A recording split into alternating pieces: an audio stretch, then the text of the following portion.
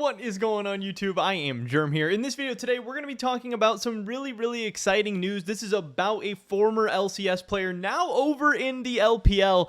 Today, we're going to be talking about Summit. Obviously, there had been rumors and even confirmations about Summit after getting kicked from Cloud9, having offers from some different LCS teams, or maybe not offers, but maybe at least conversations with some different LCS teams, potentially some other teams from all four of the major regions. Summit is really willing and able to go any region, especially as his English skills and stuff improve, and he's coming off an LCS MVP season. Yes, he did flame out toward the end of the regular season into the playoffs, but still, either way.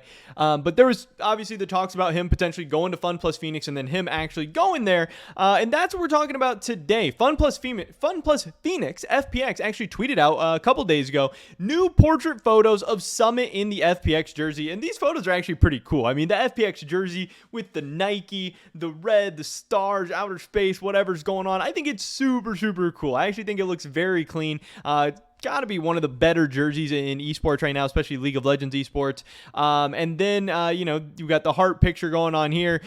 We have this picture, classic esports pose on both sides. Overall, I think it's really cool. I think Summit was a fun guy to have in the LCS. Him making that ASMR video, him popping off in lane and team fights, always making big plays. Overall, just doing a lot of cool stuff. Yes, it wasn't so cool, and he was kind of inting his brains out towards the end, but yeah, overall, I thought Summit was fun in the LCS, and it's kind of a shame to see him go, but obviously the FPX over in the LPL is a really big opportunity for him. But one of the more significant things about the story is that I'm pretty sure, at least, that he only signed a one-split contract. So depending on how things go with FPX to split, no matter what, unless he resigns, he's going to be a free agent. Now, depending on how this split goes with FPX, he's either going to have a really massive market, known as, just a lane-dominant, hard-carry top laner, or he's going to continue to suck, and he's going to be, he's going to suck even worse over in the LPL. If he's getting dominated in the LCS towards the end of his, kind of tenure in the LCS, then it's going to look way worse over in the LPL. And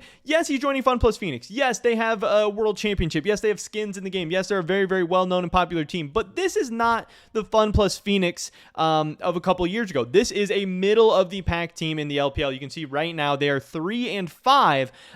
So it's not like Summit is just joining some amazing team. It's not like he's joining the worst team in the LPL either, but it's not necessarily going to be easy for him to look super good. There's probably going to be some games and some matches, because the LPL plays a ton of matches. It's best of threes. You're getting a ton of games in. If he's good, he's going to be able to show it. He's going to have a ton of opportunities to prove it. And if he's bad, he's going to get exposed over and over. And it's really going to define what the market looks like for him this offseason. I think it's actually really interesting, because top lane, especially in the West, but really kind of all throughout the world, top lane is a pretty weak position. It seems like it's one of the easier positions to get a job and keep a job in if you are a very high level player. So I do think if Summit goes over to FPX and pops off, there's going to be a lot of teams in the LCS and in the LEC and in the LCK taking looks at him for sure. And that's going to be very interesting and exciting. But so far, you can see here, he has played 5 games for FPX. He's played in a total of 2 matches. He didn't play the first game. I think this is JDG. He didn't play the first game against JD Gaming. Zhao Lahu played in that game, and they lost. And then Summit comes in game 2, and you can see here they win. And then they win another game against JD Gaming with Summit. So they actually do win the very first match that Summit played with them. Again, for a middle-of-the-pack team playing against JD Gaming, you can see in the LPL standings, JD Gaming 7-1.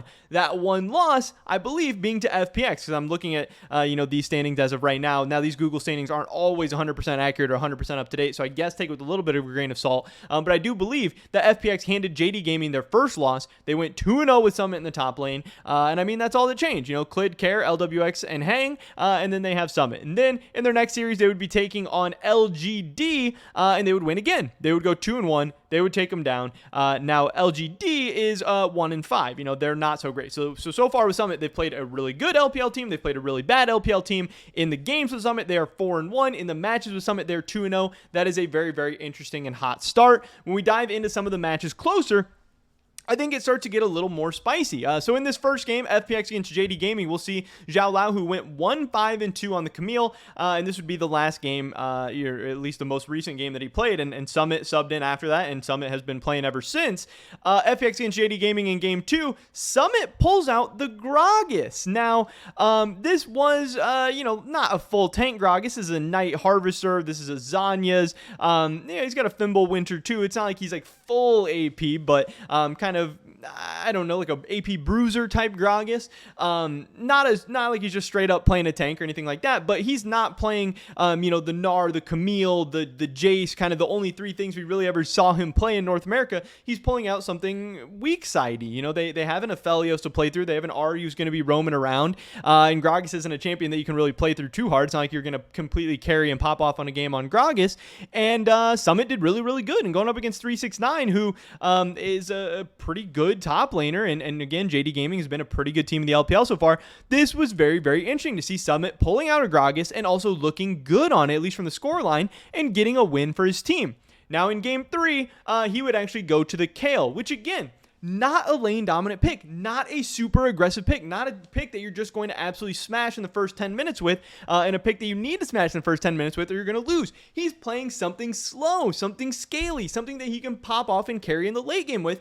And once again, FPX gets a win. They get a big upset win, and Summit, at least from his scoreline, appears that he did very well in this game. 1-2-14. This isn't him, being disrespectful to timers or being disrespectful to ganks. This isn't him just headbutting the enemy top laner and the enemy jungler and the whole enemy team until he dies and dies and dies. The last we saw of Summit in the LCS, he was going like 0-8 like every game. And now is this Summit realizing the error of his ways and knowing that he needs to, play better and needs to prove himself if he wants to stay in competitive League of Legends going forward? I don't know. Is this the coaching staff at FPX? Is this the players at FPX? Is this just being in the LPL that has leveled him up and taught him something?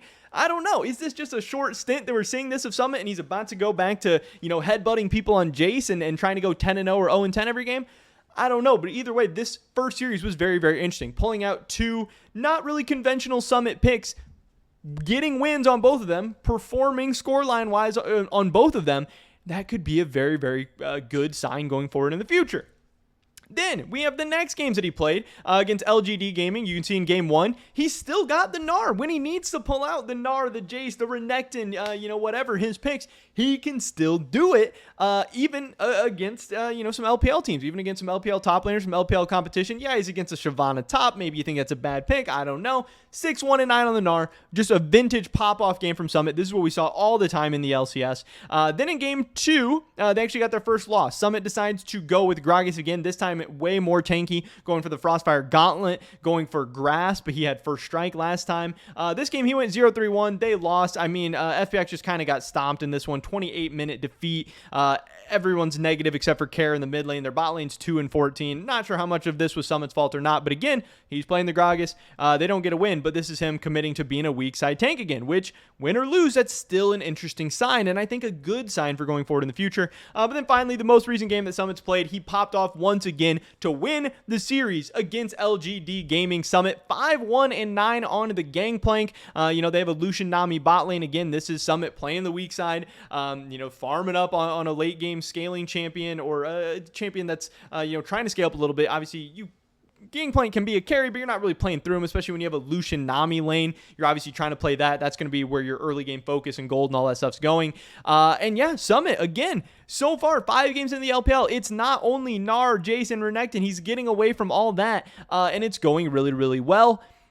And this is very exciting going into the future. Who knows what the rest of the split is going to look like for Summit or FPX. I'm sure they're not going to go on some crazy run and go to Worlds or anything like that. But I think Summit is really improving the free agent market for himself a ton right now. And it's just very exciting to see. Like I said, I thought Summit was super fun. I loved having him in the LCS.